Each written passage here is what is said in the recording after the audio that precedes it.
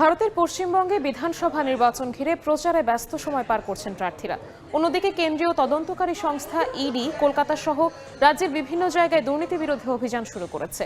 ভোটের খবর জানাতে এই মুহূর্তে কলকাতায় আছেন সহকর্মী সুব্রত আচার্য। যাচ্ছি তার কাছে। সুব্রত, দেখুন, পশ্চিমবঙ্গের নির্বাচনী যে উত্তাপ তাতে বাড়তি একটি অনুষঙ্গ যোগ হলো বইকি। কদিন ধরেই রাজ্যের শাসক দল তৃণমূল কংগ্রেসের পক্ষ থেকে বলা হচ্ছিল যে নির্বাচনের আগে যেরকম ভাবে কেন্দ্রীয় সংস্থা ইডি, আর্থিক দুর্নীতি বিষয়ক তদন্তকারী কেন্দ্রীয় সংস্থা, তারা হয়তো অভিযান শুরু করবে এবং তল্লাশি শুরু করবে তৃণমূল কংগ্রেসের নেতা নেত্রীদের ব্যস্ত রাখার জন্য। এবং যেমনটি বলা হচ্ছে তৃণমূল আশঙ্কা করেছিল, ঠিক সেরকমটি আজকে দেখা গিয়েছে। আজকে সকাল থেকে কলকাতা সহ রাজ্যের প্রায় 12টি জায়গায় কিন্তু ইডি একযোগে তল্লাশি অভিযান শুরু করে। সবচেয়ে গুরুত্বপূর্ণ যে দুটো তল্লাশি অভিযানে ভারতের জাতীয় গণমাধ্যম নজরে এসেছে, একটি হচ্ছে নির্বাচনী ভবানীপুর থেকে। আপনি জানেন যে এবার আলোচনা কেন্দ্রবিন্দু ভবানীপুর আসন, সেখানে মুখ্যমন্ত্রী মমতা বন্দ্যোপাধ্যায় শুভেন্দু অধিকারীর সঙ্গে প্রতিদ্বন্দ্বিতা করছেন। মমতা বন্দ্যোপাধ্যায়ের মনোনয়নপত্রের প্রস্তাবক মিরাজ শাহ, তিনি একজন ব্যবসায়ী। তার বাড়িতে সকাল 6টা থেকে যে আয়কর দপ্তরের যে গোয়েন্দা, তারা তল্লাশি শুরু করেছে।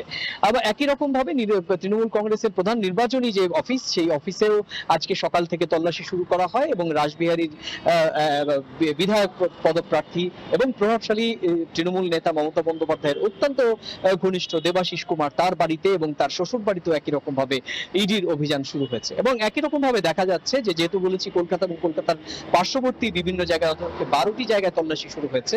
কিছু কনস্ট্রাকশন কোম্পানি যারা বাড়িকে জায়গা কিনে বহুতল ভবন নির্মাণ করে, সেই সমস্ত কয়েকটি একেবারে পরিচিত যে সংস্থা, তাদের তাদের সংস্থার মালিক, তাদের বাড়িতে তল্লাশি অভিযান শুরু হয়েছে এবং তাদের সঙ্গে তৃণমূল কংগ্রেসের কয়েকজন নেতা, তাদের বাড়িতেও তল্লাশি চলছে। তো এইটি নিঃসন্দেহে নির্বাচনী যে উত্তাপ, নির্বাচনী যে প্রচার প্রচারণা, তার সঙ্গে বাড়তি একটি যে মাত্রা, সেটি যোগ করেছে।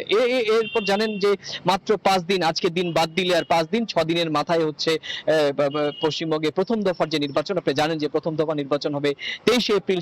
সেই জায়গায় উত্তরবঙ্গের যে কটি জেলা রয়েছে, সেই জেলার 152টি আসনে, বিধানসভা আসনে ভোট গ্রহণ হবে। সেই ভোটের প্রচার প্রচারণায় বিজেপির একেবারে হেভিওয়েট প্রার্থী আসামের মুখ্যমন্ত্রী হেমন্ত বিশ্ব শর্মা,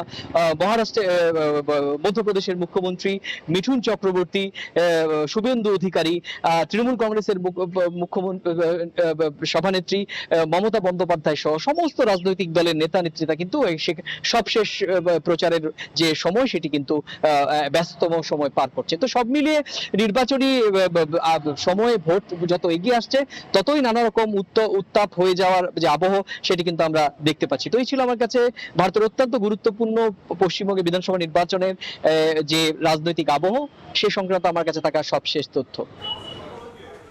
পশ্চিমবঙ্গের বিধানসভা নির্বাচনের সর্বশেষ খবর জানাতে কলকাতা থেকে আমাদের সাথে সরাসরি যুক্ত হয়েছিলেন সহকর্মী সুব্রত আচার্য।